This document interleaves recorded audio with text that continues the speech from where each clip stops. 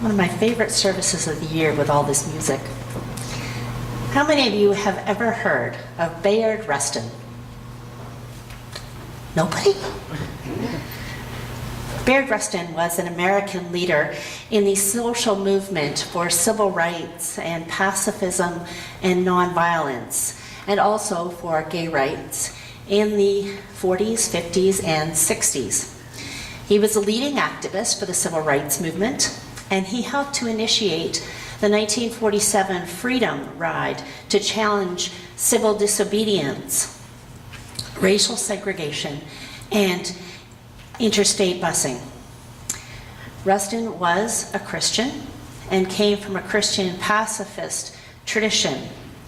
And he also served as the main advisor and mentor to Martin Luther King Jr. in the 1950s. He recognized King's leadership and his abilities, and he helped to organize the Southern Christian Leadership Conference in order to strengthen King's leadership. He promoted the idea and the philosophy of nonviolence and the practices of nonviolent resistance. Martin Luther King Jr. was concerned with his own defense, and he had bought guns and kept them in his household as a means of defense at the time when all of this was going on in the 1950s and 1960s. But Rustin encouraged King, and he guided him by showing him that the alternative method of nonviolent resistance was better, arguing that it would be a better means to accomplish the goals that he had set forward for civil rights. He counseled him to do whatever nonviolently. Bayard Rustin, also went on to organize the 1963 March on Washington, the march that Martin Luther King Jr. gave his famous "I Have a Dream" speech. He also campaigned for the concept of racial justice and economic justice, and he developed a plan to eliminate poverty and unemployment in the US within a 10-year period. But none of this was ever acted on because he also campaigned nonviolently, for gay rights. He was an open homosexual, and they were encouraging King to distance himself from Rustin. He also went on to serve in many humanitarian missions, such as aiding refugees from Vietnam and Cambodia, and was on a humanitarian mission in Haiti when he died in 1987. He did a lot of amazing things, but if he is remembered at all, it is in relationship to Martin Luther King for his mentoring of him.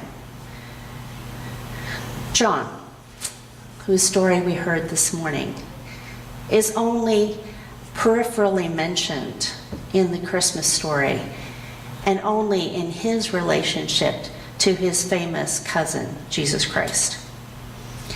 His birth was foretold, as we read in Malachi, just as Jesus' birth was foretold by Isaiah, the prophet. In Malachi it says, "See, I am sending my messenger to prepare the way before me." The story of John's birth was miraculous, and it is faintly reminiscent of the story of Abraham and Sarah welcoming a child in their old age. And even before his birth, he will be filled with the Holy Spirit, it says. And indeed, when Mary went to visit Elizabeth when she was pregnant, the baby within Elizabeth leaped in her womb, it says. That child filled with the Holy Spirit, that child that was a blessing to his parents. And even as miraculous as that birth story is, it is eclipsed by the greater story of the birth of Jesus Christ. His whole life, John's whole life, was taken up in preparing the way for Jesus, preparing the way for his more famous cousin. In the story of his birth, he pointed to the birth that was to be. And indeed, throughout his entire ministry, he pointed and prepared the way for the people to hear Jesus Christ. He is kind of like the trailer to the movie. And he is this person that is pointing to Jesus Christ. He wishes probably that he could be the famous one. Don't we all wish we could be the famous one? Sometimes we wish we could be the star, the Taylor Swift, or the George Clooney. I mean, we've got a really close proximity here. Bob Schramm, I know, is really close, but he has to work on his mustache. And there he is working on his mustache there. We want to be the most important. And quite often we're not. We can go back to the next one. We sometimes know what it's like to play second fiddle to someone. Quite often in families there's favoritism, and I hate that. I really do. Catherine Conger, a professor of human development at the University of California, studied family favoritism and found that 65% of mothers and 70% of fathers showed favoritism, had a preference for one child. And that favoritism causes bad feelings that run very deep. And often parents don't even realize that they are showing favoritism because they don't feel it. They love all their kids equally, they think. But sometimes they brag just a little bit more about Jimmy's accomplishments because he wins so many awards. Or they buy Jenny more expensive skis because she is so accomplished at it. And according to Judy Dunn, another renowned psychologist, starting from a young age, kids will know and will see when one parent shows a preference for another. One of the gauges that they use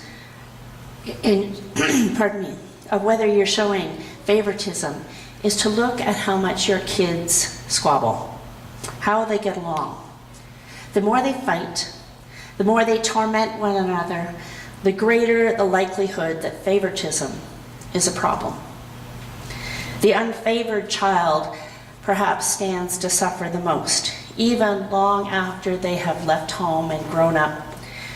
And it is shown in depression, weakened self-esteem, or a chronic need to be the most important, to feel special. And in many cases, sibling relationships continue to be strained as resentment from favoritism breeds, and this can last an entire lifetime. It happens in families, it happens in relationships, maybe it happens in the workplace. Maybe there's that person at work that always seems to garner the most attention, the accolades. Even though you work just as hard, maybe even harder, they are the one that always seems to be in the spotlight. The feeling of being underappreciated is hard for all of us. And we have to wonder how hard it was for John to always be in the shadow of his cousin. Even his name is a direct response to his relationship to Christ. John baptized Jesus, and that's why we call him what we do. Not John the preacher, although he was. Not John the messenger for the Lord, although he was. Not John the prophet, for he was. But only as John the Baptist. But we have to realize, for all of that, he wasn't recognized for these things. He had an integral part to play in this story. And we have to realize that he was selected and chosen by God to do exactly what he did. In Matthew 11, Jesus recognizes the importance of John and his ministry. And he says to the people around him, "A prophet? Yes, I tell you, and more than a prophet. This is the one about whom it is written, 'See, I am sending a messenger before you, who will prepare your way before you,'" referring to the Malachi passage. He goes on to say, "Truly I tell you, among those born of women, no one has arisen greater than John the Baptist." John was a precursor, a messenger for the Lord, and although he may have felt like a runner-up for his cousin, he was a crucial part in the narrative that God had. His parents were blessed by his birth and selected to bear this son who would be called great by the Son of God. He was chosen for this task, to be the one who would prepare the way for the Lord, prepare the people so that Jesus could reach and teach them. He was getting them ready, advocating for Jesus, and lending credence to the validity that Jesus was indeed the Messiah. We too are chosen by God, selected by God. In our Advent devotions, which there's still some at the back, for this week on Thursday it said, a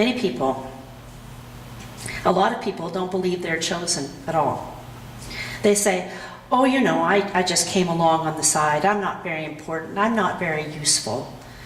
A lot of people underneath all their seemingly self-composure, there's a lot of doubt that they are worth anything. And Henry Nouwen writes, "I know that in myself, the moment that I think I am nothing and people say, 'You're wonderful, you have all these talents,' and I feel inferiorly that I am not special at all. I don't believe that someone has chosen me, that I am precious in someone's eyes. God is saying, 'You are chosen.'" We are, all of us, chosen by God, called to show others that they are chosen by God, that they are special to God. We are, all of us, called to prepare the way for the Lord, to prepare the hearts and minds of those that we speak to and know, preparing them to meet the one who will change their lives. We're not to be the spotlight, but to lend the spotlight to the one who is the most important. We are not to garner all the attention, but to show and prepare people to receive the one who deserves their attention, to be witnesses to the one who will change lives, Jesus the Christ. When we profess belief in Jesus Christ, our lives become part of this narrative, part of God's way of sharing this story with the world. Each and every one of us is a piece of the puzzle in sharing the good news of the kingdom. No one of us is unimportant. Not one of us is superfluous. We are all called to greatness in witnessing to the story, in sharing this wonderful message of joy, hope, peace, and love with those that we know, friends and family, co-workers, neighbors, by inviting them to hear the story. We are called to invite them into this place to hear the story. We are called to share this message with them. How wonderful would it be if we were to bring someone this good news and it changed their lives? If we were to bring them to church and they developed a relationship with the risen Lord? None of us is unimportant. We are chosen, we are called, and we are blessed to share the story. We are preparing the way for the Lord in our hearts and in the hearts of those that we know. Consider inviting this Christmas season, sharing the good news in a moment or two.